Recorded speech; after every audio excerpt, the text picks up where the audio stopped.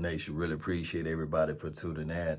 Want to talk about Saivion Smith, right? He's a guy that pretty much contracted the COVID, and he's on the reserve list, expecting to return 2 to 3 weeks from here.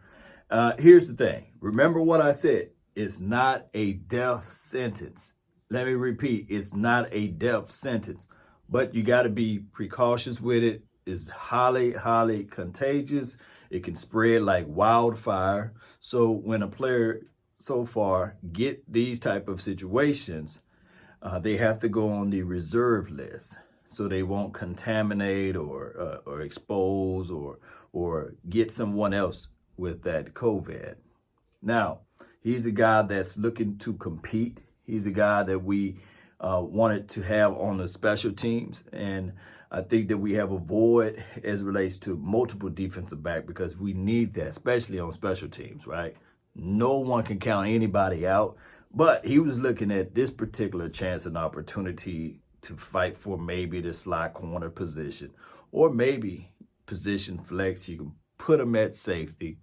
Nick Saban, when he played in Alabama, shout out to Alabama, Roll Tide, right? Nick Saban pretty much put the guy, and he trusted the guy at cornerback.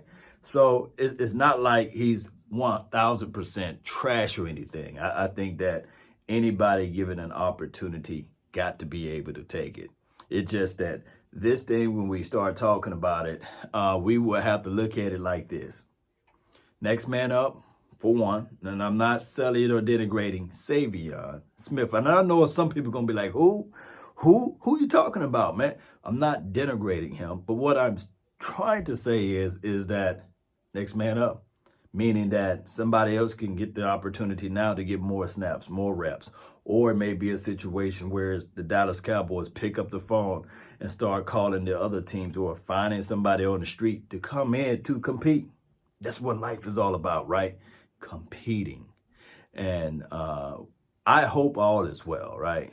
And I hope that the young kid do not pass this on to loved ones and family and beyond, right? We want what's best for these people that's out here playing with the silver and blue on, or in general in the NFL, collectively speaking. Now, I understand some people are really upset about, oh, Lord, they got rid of Kai Forbath. Well, here's the situation with that.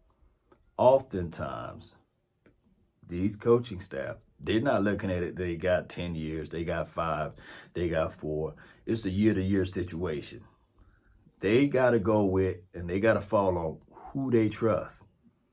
Let me repeat, they got to fall on who they trust.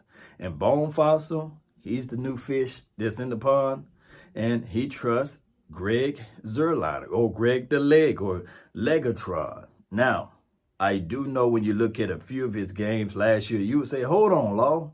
He wasn't spectacular. He missed a few kicks.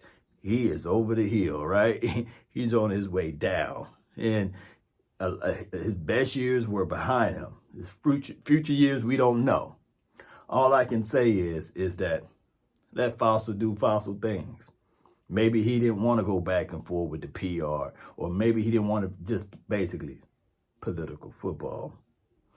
So we're going to look at it from these perspectives. Cowboy Nation, when we think about it, we finally got what we wanted with coaching, right? And we want to see competition, everybody competing. But we got to understand that this coaching staff do got their agendas too. Maybe they want to change, moving on from Greg the Leg or what have you. Maybe the defense. Maybe they want to go with a certain angle.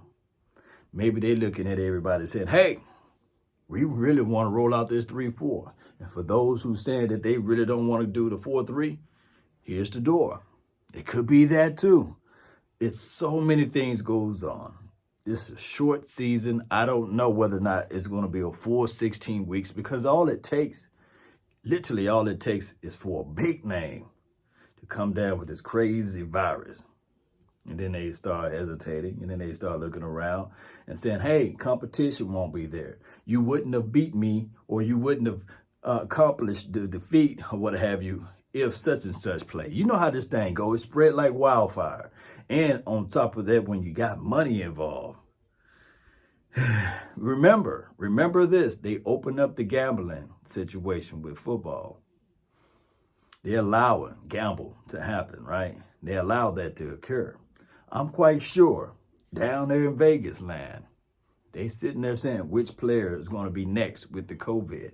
It's crazy. I know it sounds ludicrous, but people fail to realize we are in a capitalistic society. And as long as there's money to be made, there's somebody that's going to try to make it. That's the reality of it. People bet, people gamble, people make crazy decisions, and they don't care because that mighty dollar will make you holler and it'll make you do something strange for some change. Let me know if I'm lying. So we got to add that into the fact. We got to add that into the puzzle too, of which something can happen. We got, 2 more days? I think the NFL allowed up to August the 3rd before players can opt in or opt out or what have you. So it's right around the corner. We will find out who really looking at this situation and saying, you know what? I got to go against Saivion Smith. I went against him last week. I don't know whether or not any droplets got on me. Not saying that they had official training and they went one-on-ones with each other, but maybe they met up with each other off camera. Who knows? People try to get this work action in all the time. So we will find out. August the 3rd is another deadline. So we will figure out whether or not this news that was kind of like out there to the public, will that sway a certain player? Because I'm guaranteeing you this right now. We may be looking at it like, hey, these guys are macho. Man, I ain't talking about Randy Savage, but these guys are macho. But they may have to go home and the pillow talking begins. The wife may be saying, hey, I'm expecting. Or the wife may be saying, hey, you heard what happened to one of your players or one of your teammates. Are you sure you want to go through this before this deadline of the opt-in, opt-out of August the 3rd? Do you really want to risk it? Don't you got to keep Auntie Shirley? Don't you got to keep little JoJo, Pookie and Ray Ray? Everybody family situation is different. Let me repeat, everybody family situation is different. So it's like an old wait and see situation. But the good thing is I think that a majority of these players looking at it like, hey, this is a prime opportunity for me to make some money, make my name. Because I guarantee you, deep down in somebody's heart, that know for sure that they're not better than Saivion, know for sure that they're not better than Maurice Kennedy. They look at that roster depth chart list and they sitting there saying, oh, I got an opportunity to showcase what I can do. I know it may be far-fetched, but all it takes is one play for you to make your name out there. One pick six, one crazy fumble that you can hit somebody and let that ball bounce, and then you all over ESPN. And remember this, a lot of times, just because you started off with this team, you may end with another team. So for those that's on the bottom of the list, this is prime opportunity. So I'm thinking that a lot of people are looking at it like, it's sad that that's going on, but the opportunity is so vast, so great for me not to fold. And that's just how it goes. That's exactly how it goes. I want to know your thoughts, Cowboy Nation. And for those who watching this beyond what I could think of, I'm on so many networks. So I want to know you guys' thoughts. Will there be other teams? Will there be other players? Will there be coaches? Will there be administrations as it relates to the staffing? Will there be owners, what have you, that come down with this coronavirus? Will they also step away, or will they have to be forced to leave and things like that? Or should they shut down this entire NFL, right? And just regroup, start everything fresh next year. But then you have to say to yourself, what would be the drafting order? What would be the pecking order? Would it be last year's drafting order, or will it be this year's drafting order?